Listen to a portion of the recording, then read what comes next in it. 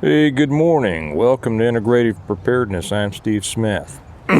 Hope you all having a good morning. I am. It's a beautiful, beautiful cloudy day, my favorite kind of day.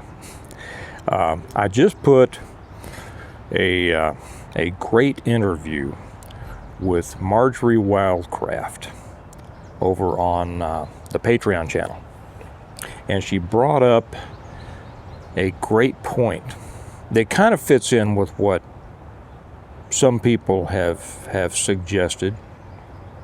And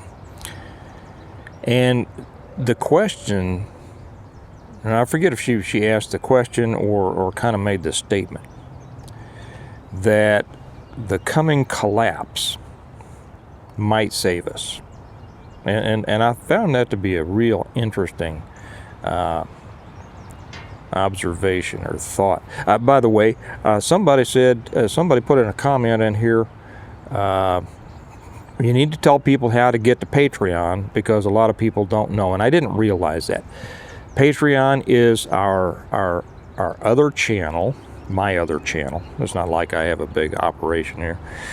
Is my other channel that I put extra stuff on, a lot of extra stuff. You pay $1 a month to get on it, or you pay whatever you want. But I don't have levels. A lot of people on Patreon have different levels, and I've said before I don't really have time to put on a whole lot of extra stuff to give extra stuff to people that pay more. So it's just one level. It's $1 a month, and I put everything on Patreon that I put on YouTube, plus a whole lot of other stuff. More original content by me, more content from other sources, music, interviews, a whole lot of things. It's kind of a curated site that brings a lot of different things in together. And sometimes just a saying, that people go, oh, that's great. It's something you can touch base on and check every day. And there's going to be something new there that's going to, either focus you or inform you or entertain you or whatever, having to do with survival, preparedness, what's going on in the world today. So that's what Patreon is. And the way that you go to it, I always put a link down here in the information section, down there either above or below where the links are, where you can buy my books off of Amazon or from me. There's a way to do that too. And you just click that link and it'll take you over there. And if for some reason you can't find it, just go to patreon.com/integrative preparedness, and it'll take you right to the page that'll say, here, sign up, become a member, whatever it says.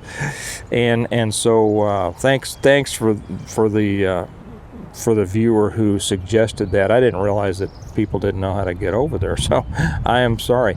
And I do invite you, I encourage you, come over there, because there's a lot more over there. I kind of hold the special stuff for that channel. So let me get back to this. The question that, or the thought that she posited was, maybe the collapse will save us. Now, what did she mean by that? Probably you have had some of these conversations with your friends. I have with mine, and I've had a lot of my friends say, especially after reading my books, that man, a CME is the only thing that can fix what's going on in the world. Right? I mean, because of the craziness in the world. I mean, the world has gotten away from the foundational principles of personal responsibility and self-reliance and raising your kids right, and proper representative government, and doing things the way that our founders laid it out to be. Our country has become completely corrupt. It's corrupt to the core. They talk about Ukraine being corrupt.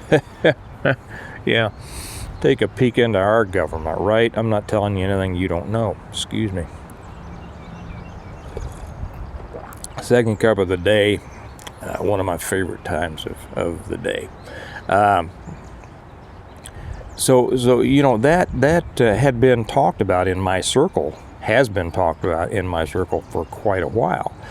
People saying, the people who are prepared, who raise their families according to you know, the principles that most of us were raised on, and who don't like their kids being taught all the kind of stuff they're getting in schools if they're still in public schools, who don't like the way things are going, who don't like well, I don't have to go into all that. I mean, you all know all that, and I cover more of that over on the American Reversion channel. But the thought was among them, there's no way to fix what's going on. There's no way to fix it. Essentially, it's a teardown, right? I had a friend of mine who bought or was going to buy a house. He ended up not doing it. Was going to buy a house next to his to tear it down and build a new one. You know, it seems kind of, it seems, and when he was telling me about it, I looked at the house he was talking about. I said, man, that seems like a shame. That's a good looking house just to tear down. And he said, nah. He says, looks all right on the outside, but the guts, the inside has just fallen apart. Well, that's kind of what's happened to our country. The inside is falling apart. And there's sometimes tearing it down and starting over again is the only way to go about it. So Wildcraft's point was, and she was talking about food sustainability, and she brought up some really, really interesting stuff. She brought up some really interesting stuff that you may not be aware of. A couple things I wasn't aware of that I'm also going to put subsequent interviews and news items over on Patreon about those. So her whole thought was that we've become so divorced from, you know, the sources of our food, and of course that means that we're not eating nutritionally rich food. People don't grow it themselves, and the crash that's coming, the collapse that's coming, just like I talked about yesterday on the shortages and the possible famine, is going to force more people to get involved in their own food production. You know, fancy word for gardening, right? They're going to have to get out there, and it's driving more people to become interested in it. Now, videos like this, or when you talk to your friends and you make suggestions that they ought to get to gardening, you know how resistant people are, because it's an easy thing to just slough off. You know, they're getting all the food they need at the grocery stores for now. When things get a little dicier, which we can see coming either later this year or in 2023, that's when most of the people who think they know anyway are projecting it to really start having some serious consequences. When that starts to happen, people are kind of going to be forced into this. You know, when they can't get their fresh fruits and vegetables at the Piggly Wiggly or their Hy-Vee or Price Chopper or whatever you have in your area, when they can't get it, they're going to be forced to find other ways. Either they're going to, go on the public dole, which a lot of them will. A lot of people are going to go to food pantries, but when the food pantries dry up, people are going to be wondering, what do I do? The main point of this is, and I'd be interested in hearing your thoughts on this, that like they say, necessity is the mother of invention. Well, sometimes catastrophe is the mother of resiliency and self-reliance. And many people who actually have it within them to do something won't do it until they're forced to do it. I've seen that in myself in my life a number of times, right? You probably have too. Sometimes we need a good kick in the butt to get us going. Well, the collapse may be that kick in the butt. And if it happens that way, and I think it possibly could, that could be a good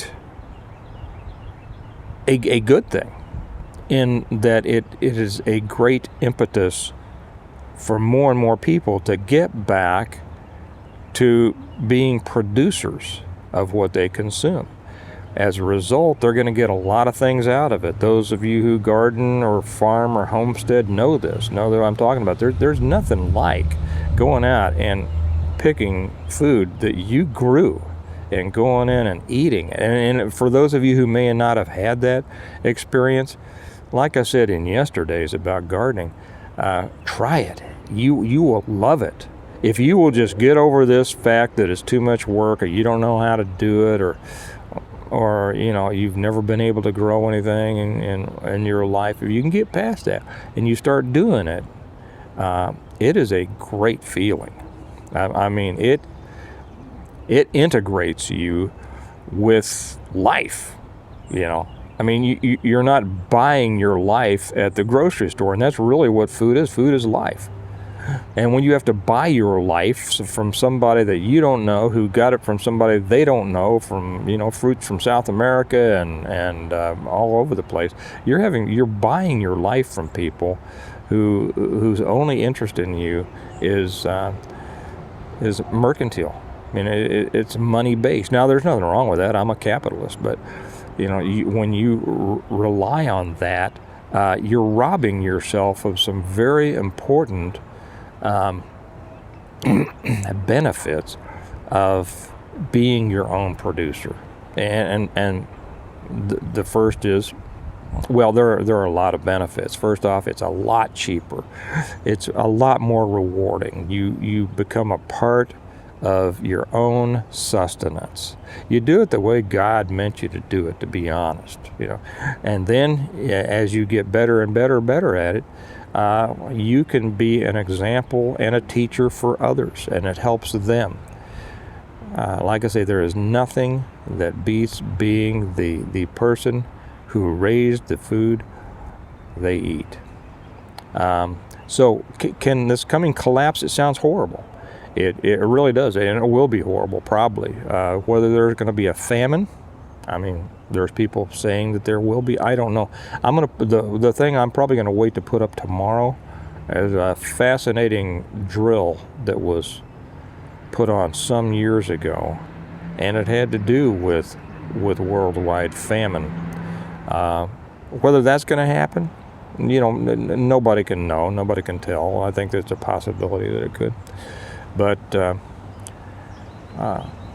whatever it is, a collapse like this can get people starting to think how they ought to think to really improve the quality of their lives. And that's what it's about, improve the quality of your life. Like I've said with integrative preparedness, the whole concept of integrative preparedness is to be able to be self-sustaining, to be able to divorce yourself, to separate yourself from all those interdependent systems of the world over which you have little or no control, and which the shutting down of one or more of them can have a drastic effect on your life.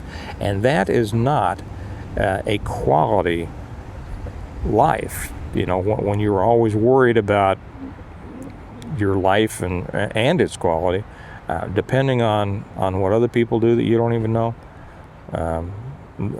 there is a spiritual separation there, and a return to being involved in the process of your own, I think, is a great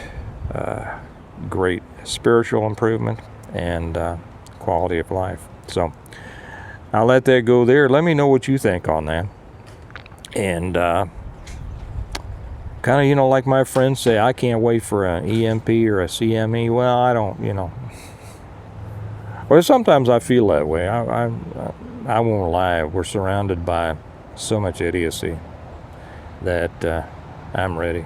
But short of that, maybe a good catastrophe is what it takes to get people, kind of realigned on things. So I'll let you go with that. I'm going to enjoy my next cup of coffee before I go in and fix a big breakfast. And I remind you that we prepare well today in order to live well tomorrow. And there's no greater preparation than producing or learning how to produce your own food. So you all have a good day, and I'll talk to you tomorrow. Bye-bye.